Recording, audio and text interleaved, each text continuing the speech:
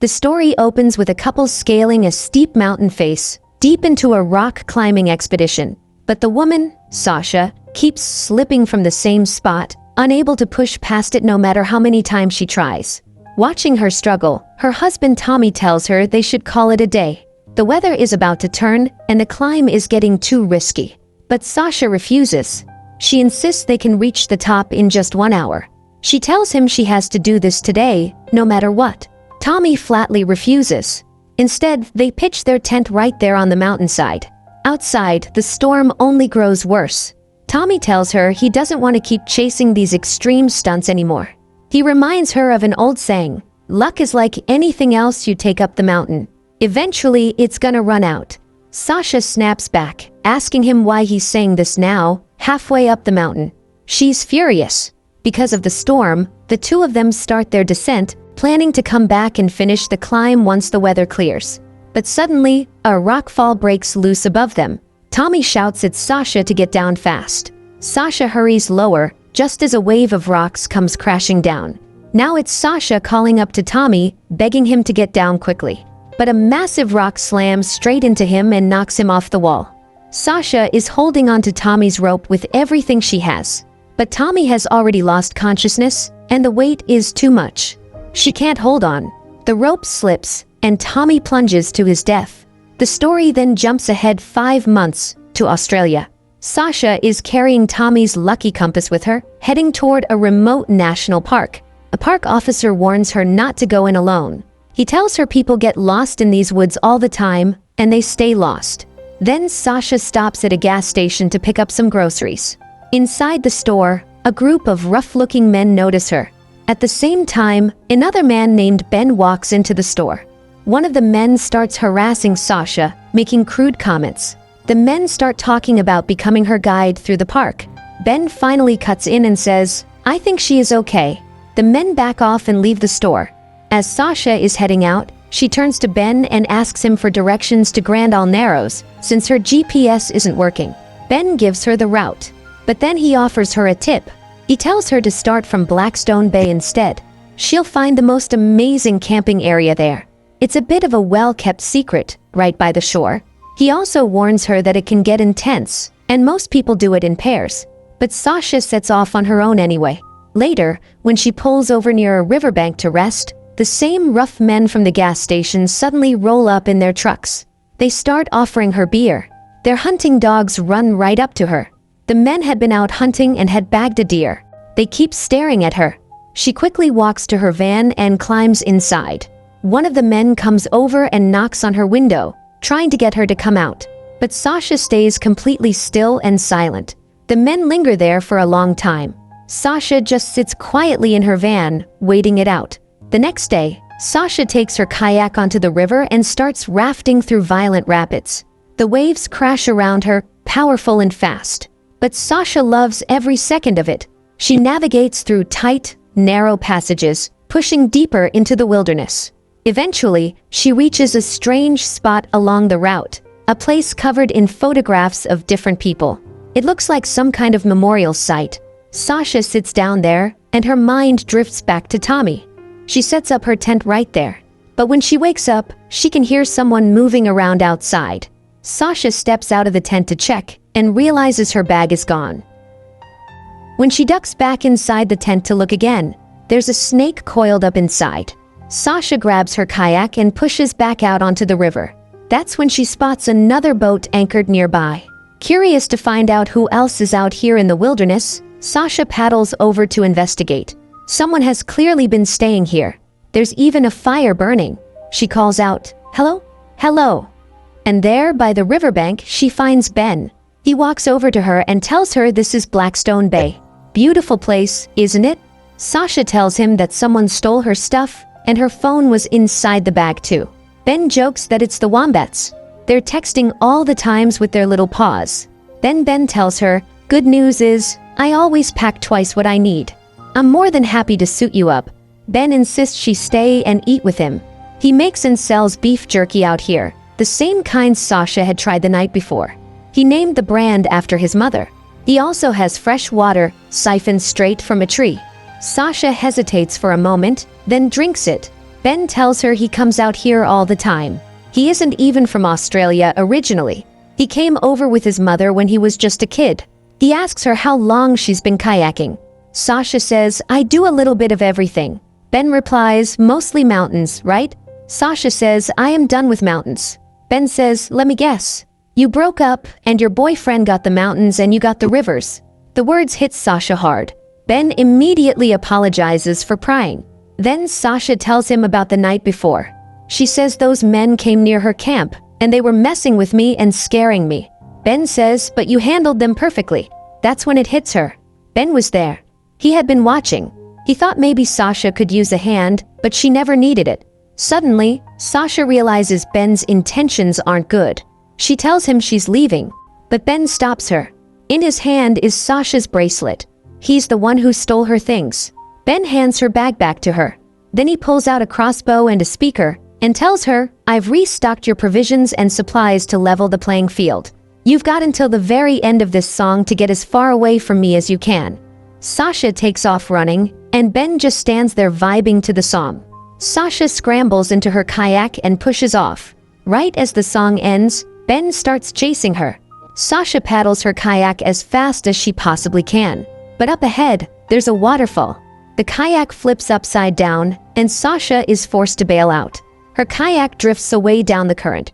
All she has left is her bag. Sasha drags herself out of the river. As she's running through the jungle, she hears voices in the distance. Sasha follows the sound, but the voices are coming from a video playing on a phone. Ben planted the phone there. He opens fire with his crossbow. Sasha bolts in the other direction. Ben keeps firing arrow after arrow. He's taking aim from high ground, shooting down at her. One arrow strikes her bag, and she slips, tumbling straight down into the river. The current is brutal and fast. Sasha gets swept along until she reaches a calm gorge where the water finally slows. She pulls herself back onto land. There's an arrow wound in her leg, and the phone in her bag is now shattered. Sasha digs through her bag and eats a protein bar. She also finds pepper spray inside. Then she starts running again. She reaches a narrow rock passage, but there's no way forward. So Sasha starts climbing, pulling herself up the rock face. She makes it to the top. She pulls out her binoculars and spots Ben's boat down below. He's already moving through the jungle, heading straight toward her. When Sasha looks again, Ben has spotted her too. Sasha hides right underneath the same rocks she just climbed up. Ben keeps searching, trying to spot her, but he can't find her. Once Ben finally moves on, Sasha climbs back up and keeps going. She starts running as fast as she can. She pulls out her binoculars again and spots Ben. This time, he's casually bathing in the river, completely at ease. Sasha slips into the water and quietly swims toward his boat. But as she's untying the boat, her foot gets caught in one of Ben's bear traps. Ben hears it and comes charging at her. He grabs Sasha and drags her toward him, but Sasha sprays pepper spray right into his face. Ben doubles over, washing out his eyes in the water. Then he points his crossbow straight at her and tells her to toss the pepper spray. After she throws it away, Ben opens the bear trap and releases her leg. Sasha asks him, "Are you playing a game?" Ben says it's a ritual. He ties Sasha to a tree. Then he comes back and tightens the ropes even more, telling her to let him know when the pain becomes unbearable. The next day, he loads her into the boat and takes off down the river. Ben tells her, "I got your name from the ranger's register and did a bit of a search." Ben already knows all about what happened with Tommy. He says Tommy was extremely experienced, so this incident doesn't really make sense. While he's talking, Sasha is quietly trying to grab a hook lying near her foot. Ben asks her, what about the funeral? Was it hot or cold? Sasha says he was cremated. Ben figures it out. Sasha is here to scatter Tommy's ashes. Tommy was from Australia. Just then, Sasha reaches for the iron hook, but Ben catches her and throws her off the boat. Sasha is still tied to the boat by a rope, so she gets dragged behind it. Ben steers the boat straight into the roughest rapids. Sasha is yanked along behind, going under again and again, drowning in the violent current. Ben drags her deep into the jungle. He tells her to put on a harness, because they need to climb down from here. The two of them descend together. This is one of Ben's secret spots. As they go deeper, Sasha starts to gag from a horrible stench. Ahead of them, dead bodies are hanging in the open. Ben tells her, there are native tribes that say to capture the spirit of your prey you have to consume its liver. The Carter family from that earlier video is hanging here, dead.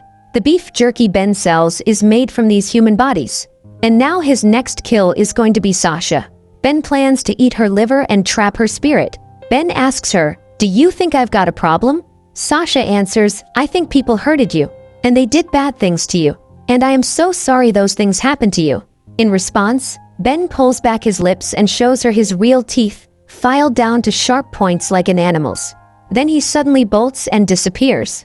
Sasha calls out after him. Ben rushes back instantly. He drags her over and strings her up like the others. He shows her his homemade salt brine, which is a perfect tenderizer. Sasha asks him about the photo next to his bed. It's Ben's mother. Ben says she was very special because she was the first one. Now she is always with me. I am gonna keep you with me too.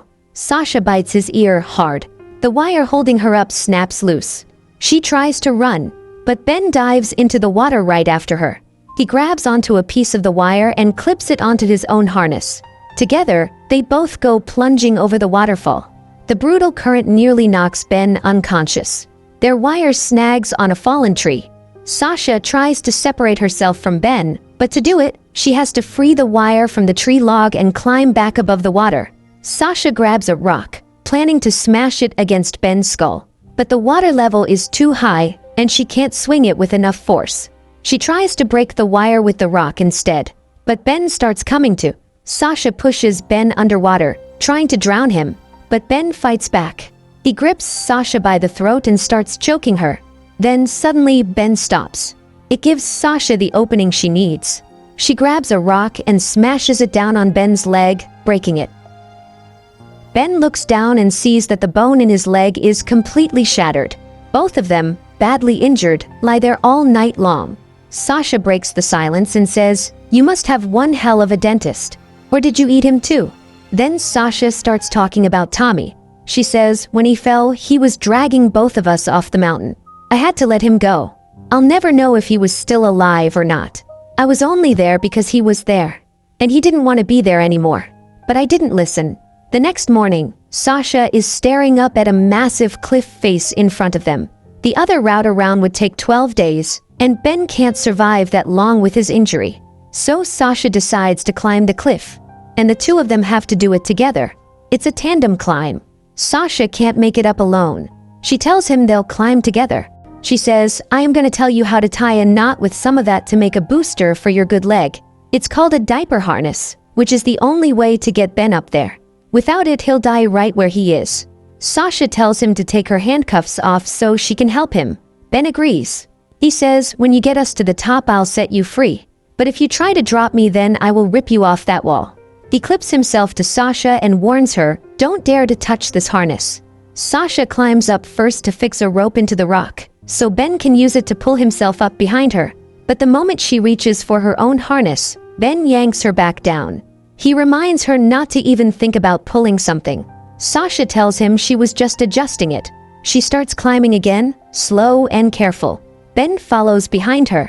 As they climb, he asks her about Tommy's fall. He says, did it look like he was flying? Sasha doesn't answer. She just keeps climbing.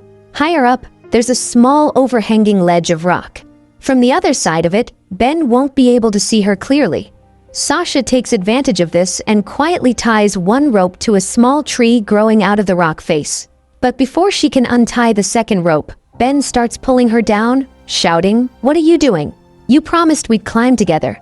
Sasha barely manages to grip the rock and hold her ground. As Ben yanks harder, her harness comes loose. She's free of him. She unties the rope from the tree and lets Ben fall straight down to his death. But her struggle isn't over yet. Now she has to finish the climb completely alone, with no harness, no tools, nothing. It isn't easy. Her foot slips, and suddenly she's hanging by just her hands. Sasha somehow keeps climbing, fighting through every inch of the rock face. She pushes through, refusing to give up. And that determination is what carries her all the way to the top. She collapses there, finally letting herself breathe. Sasha gets back up and keeps moving. That night, a car pulls up beside her on the road. The people inside give her a lift back to her van. Sasha drives straight to the wildlife sanctuary office, where the photos of the missing Carter family are still posted on the wall. She tells them, "I know where these missing people are." The police recover all of the bodies. And that's where the story comes to an end. Hope you enjoyed the explanation. Don't forget to drop a comment letting us know what you thought, and make sure to like the video and subscribe to the channel.